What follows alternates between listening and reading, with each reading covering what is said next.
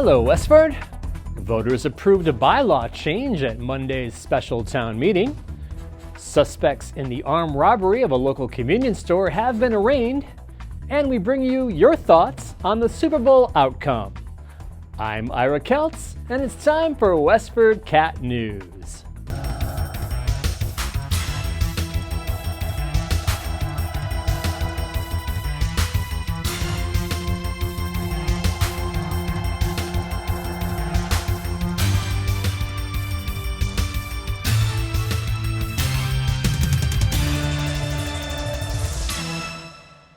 With 390 in attendance, voters on February 6th approved a bylaw change that will require the Board of Selectmen to be more accountable and transparent when negotiating settlements. The citizens' petition stemmed from a controversial agreement Selectmen made with Richard DeFelice of Newport Materials, who wants to build an asphalt plant at 540 Groton Road.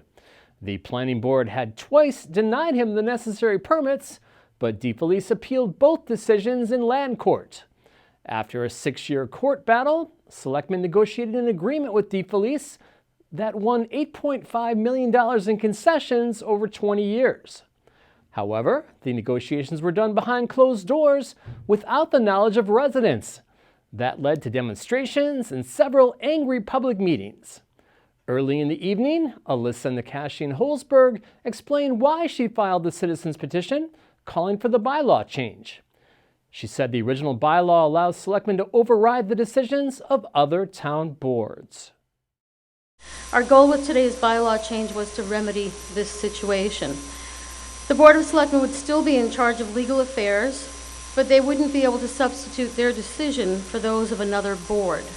Rather, this bylaw change is to require them to collaborate. It's to express our intent that we want them and expect them to collaborate with other boards, other affected boards, in making settlement decisions and not pursue anything secretly that would override the decisions of another board.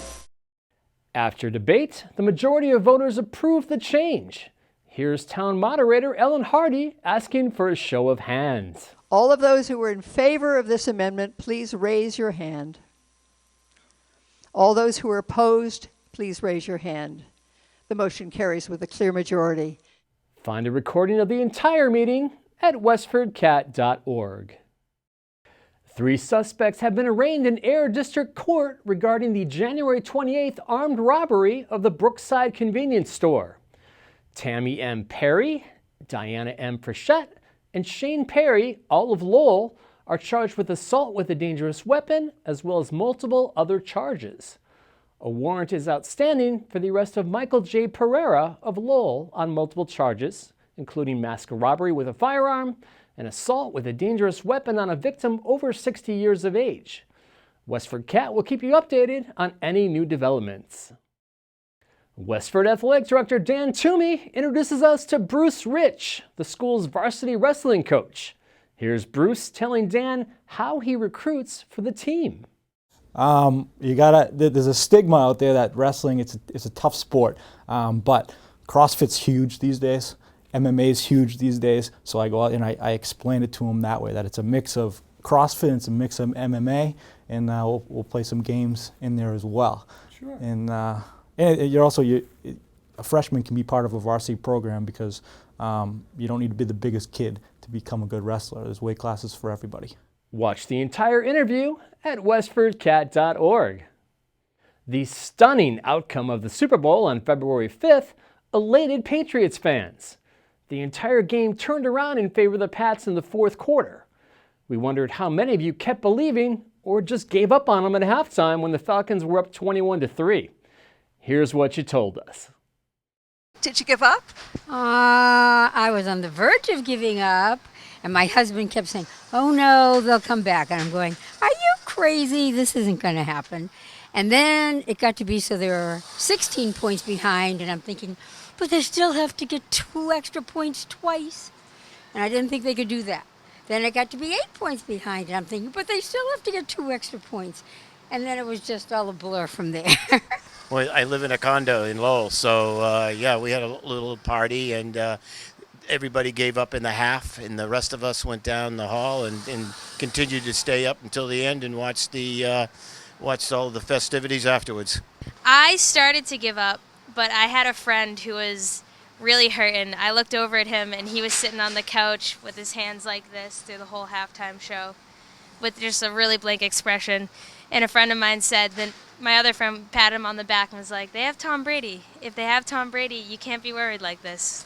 It's just going to happen. So then I was like, all right, I believe in Tom, I believe in the team, and I got to be here for my buddy. And then things just started looking up. I tuned in for the halftime show, and then I turned it off again. Why is that? Head injuries and misogyny, I think, in the NFL, and a lot of I can't remember his name, Ray Rice, I think, beating up his wife in the elevator. I remember seeing that, and I just can't get behind, seeing men hit each other, give each other concussions, and then people get hurt. Were you watching? I wasn't, but I heard all about it the next day. It was phenomenal. My grandchildren and my son-in-law were watching it, and unfortunately they went to bed. My grandson went to bed, and he said, well, no matter who wins, I want to see a picture of the trophy. So my son-in-law had to wake up my daughter when the game was over to take the picture, and they were flabbergasted that they won. Did you give up? No way. No way. I would never do that. I really didn't think they were going to win, but I says miracles do happen. So let's sit with it. Where were you watching? Where were you? Right in the living room with my wife, who never watches the game, and she got all excited. And what are you wearing? Show us this. Oh, I've had this for years. It's the Patriots scarf. I've had it for a long time. I wear it all the time. I'm jealous. I want one.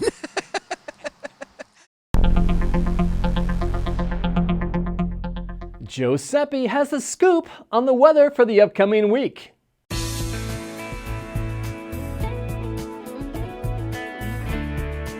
Hello, Westford. This is Giuseppe with the weather forecast for this weekend and the week of February 13th. Here's what's coming up.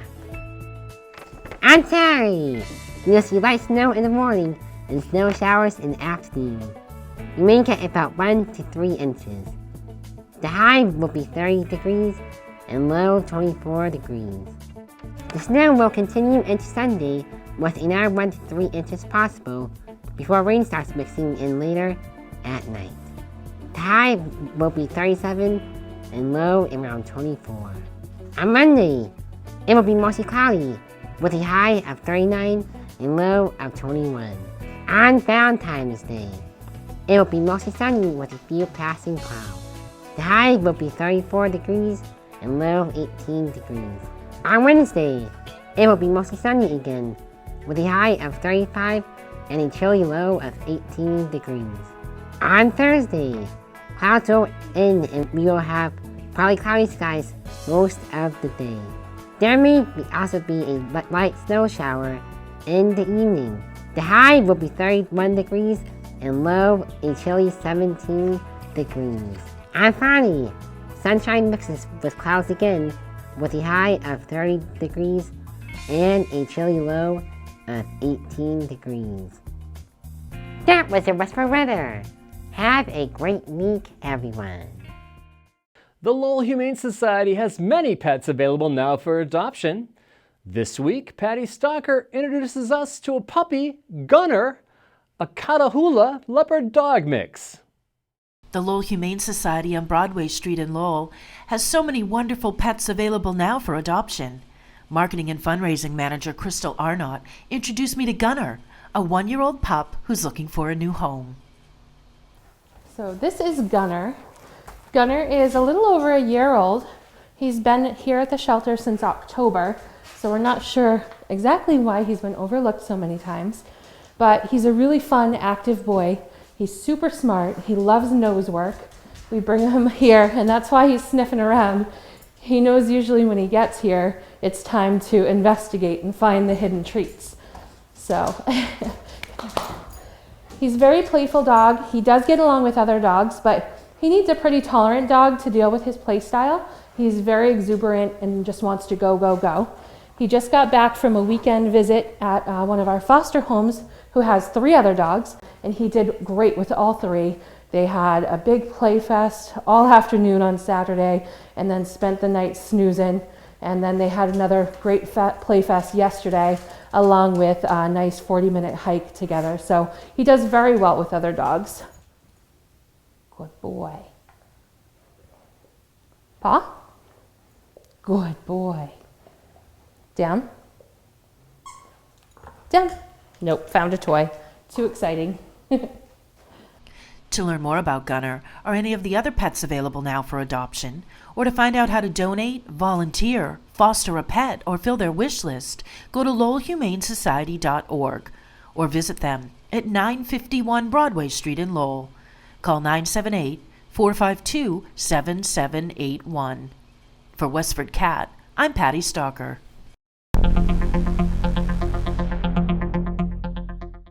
And now here's WestfordCAT Marketing Director Sarah Fletcher with this week's events around town.